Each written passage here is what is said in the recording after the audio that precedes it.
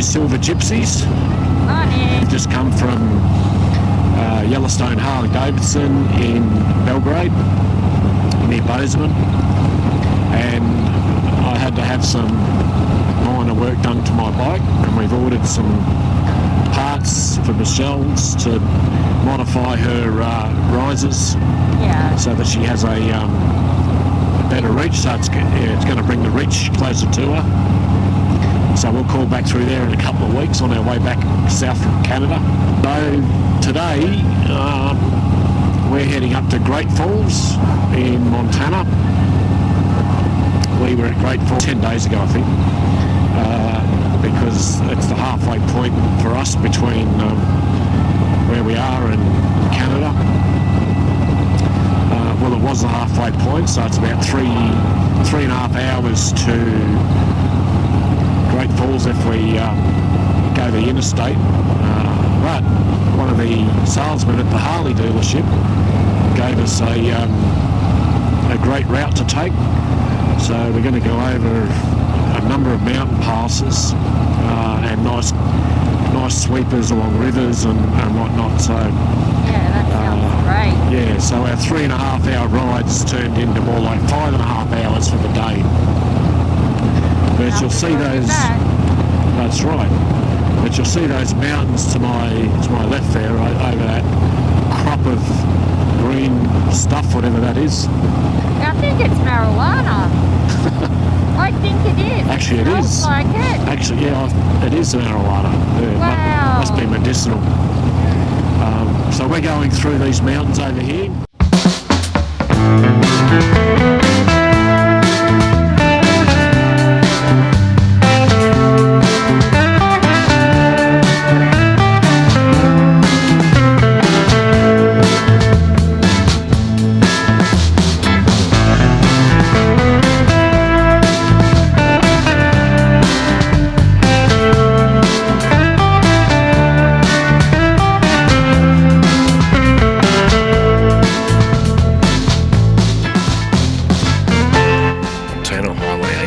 Begins in downtown Bozeman.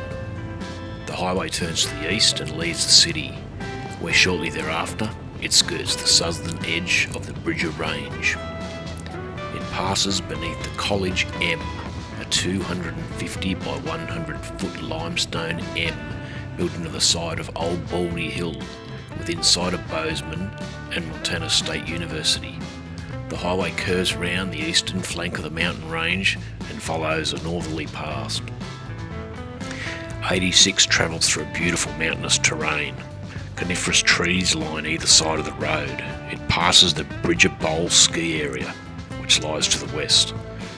The forest surrounding the highway yields to grassland, and eventually the terrain levels somewhat as the road turns to the northeast. The road ends at US 89, a few miles north of Wilsall. The highest point in the Bridger Range is Sacagawe Peak at an altitude of 9,500 feet or 2,900 metres and is visible to the northeast from Bozeman. The range is named after Jim Bridger, a mountain man of the 19th century who pioneered the Bridger Trail through mountains in southern Wyoming into the Bighorn Basin in 1864.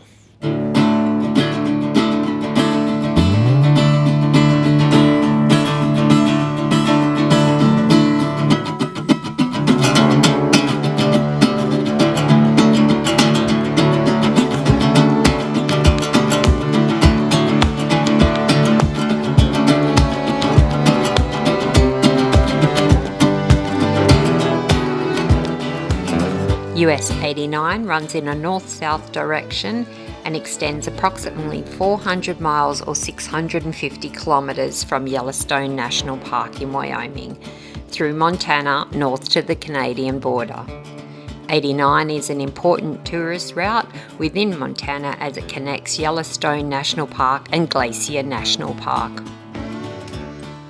US 89 enters Montana at the north entrance of Yellowstone National Park on the southern edge of Gardner at the Roosevelt Arch, which is one of two entrances opened year-round, the other being the northeast entrance on US 212. US 89 heads north for 56 miles from Bozeman, where the route intersects US 12, where today we turn west to head towards Townsend and Canyon Lake.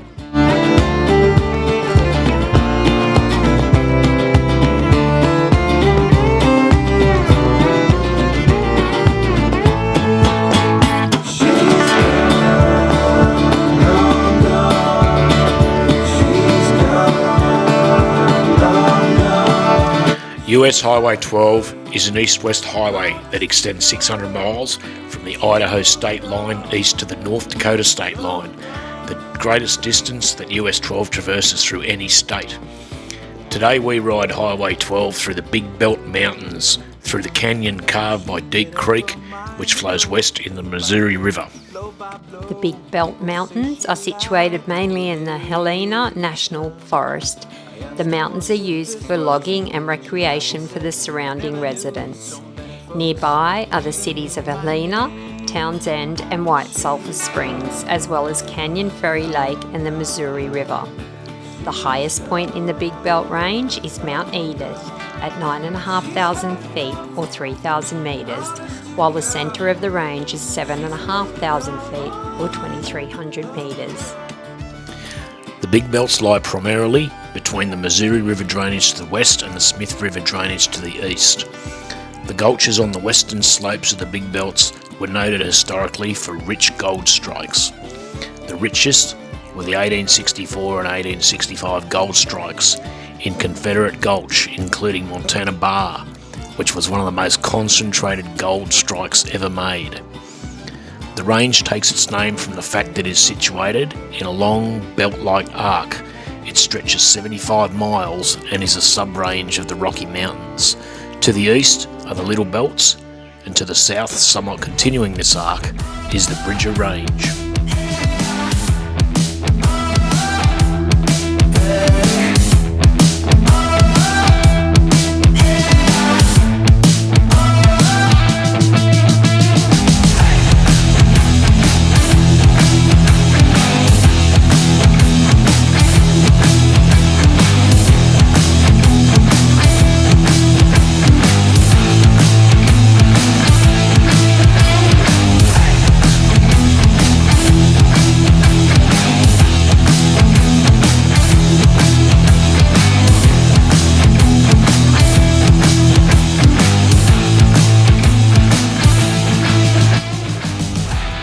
Canyon Ferry Lake is a reservoir on the Missouri River near Helena and Townsend.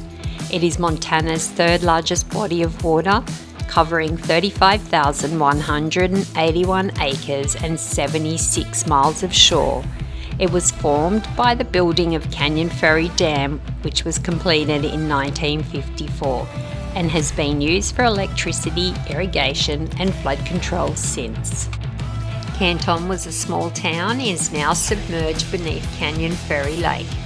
The town was flooded when nearby Canyon Ferry Dam, originally built in 1898 to provide electricity for Helena, was replaced by a second, larger dam which began construction in 1949. When this was completed in 1953, the reservoir increased in volume by 50 times and eventually claimed 25 miles of river bottom, the town of Canton and 4,000 acres of farmland. Some of the older buildings were relocated to preserve the history of the area.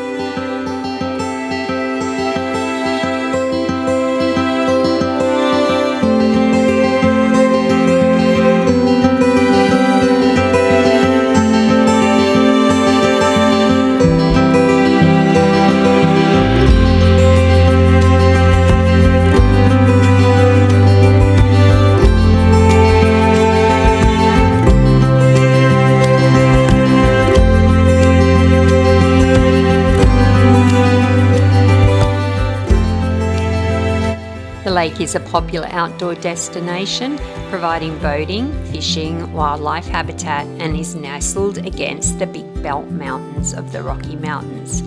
Canyon Ferry Lake has also become a leading iceboat venue for iceboat racing and iceboat world speed record attempts.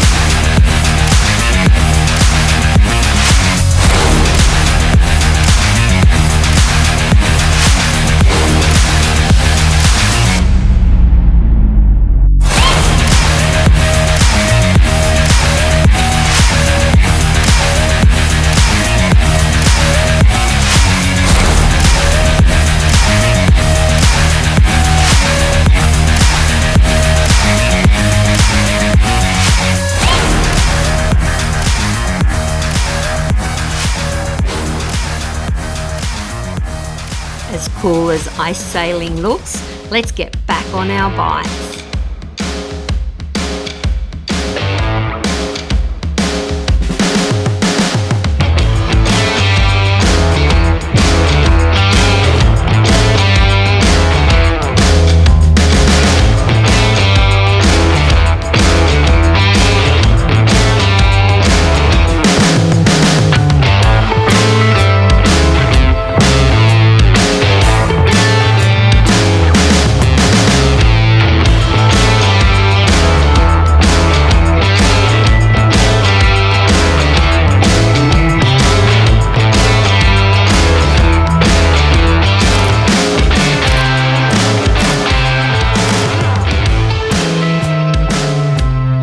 Helena National Forest covers nearly 100,000 acres in central Montana. The forest is composed of a mixture of grass and sagebrush, covered lowlands with island pockets of lodgepole pine and more mountainous areas where Douglas fir and spruce can be found.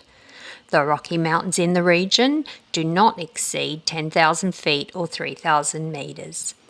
The grizzly bear has a sustained population in the northwestern section of the forest, especially in the Scapegoat Wilderness. Other predators such as wolves, bobcats, wolverines, mountain lions, and Canadian lynx are also present. Black bears are numerous, as are elk, moose, mule deer, and antelope. There are also populations of bighorn sheep and mountain goats. Along streams and lakes, sightings of nesting bald eagles and other raptors are becoming more common due to protection of these species and their vitally important waterways. 700 miles of hiking trails are located in the forest, along with numerous trout streams and several lakes. There are over a dozen improved campgrounds. Snowmobile use is common in the winter months, as is cross-country skiing.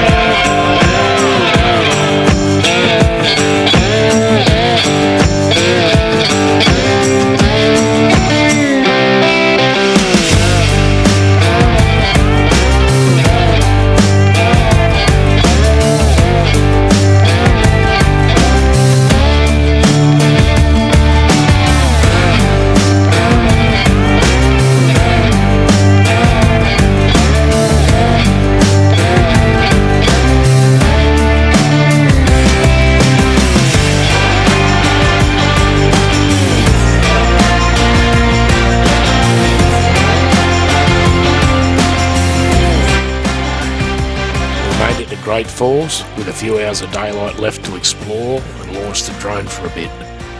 We were to stay at the Travel Lodge, where we'd stayed with Vin, Jerry and the crew a couple of weeks before. Great Falls is the third most populous city in Montana and the county seat of Cascade County. The population is around 60,000. A cultural, commercial and financial centre in the central part of the state, Great Falls is located just east of the Rocky Mountains and is bisected by the mighty Missouri River. It is 180 miles from the eastern entrance to Glacier National Park in northern Montana, which we had explored 2 weeks prior and a few times before. Great Falls is named for a series of 5 waterfalls located on the Missouri River, north and east of the city. The Lewis and Clark expedition of 1805 to 1806 was forced to portage around a 10-mile stretch of the river in order to bypass the falls. The company spent 31 days in the area performing arduous labour to make the portage.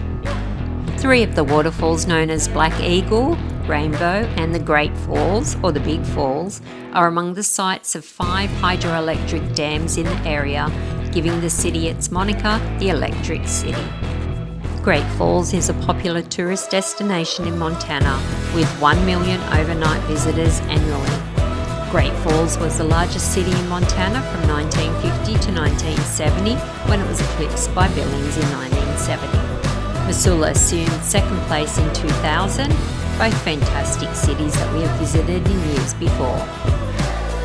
That night we dined at N Bar, a new restaurant in Great Falls, and then headed to the Celtic Cowboy for several nightcaps.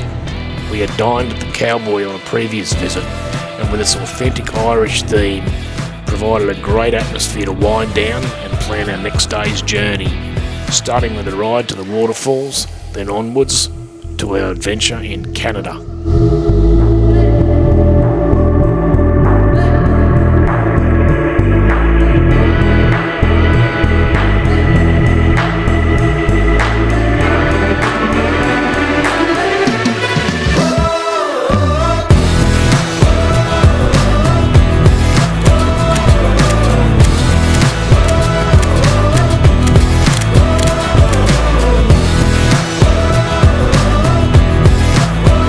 Join us on our next episode when we commence our Canadian series showcasing the beautiful Waterton Lakes.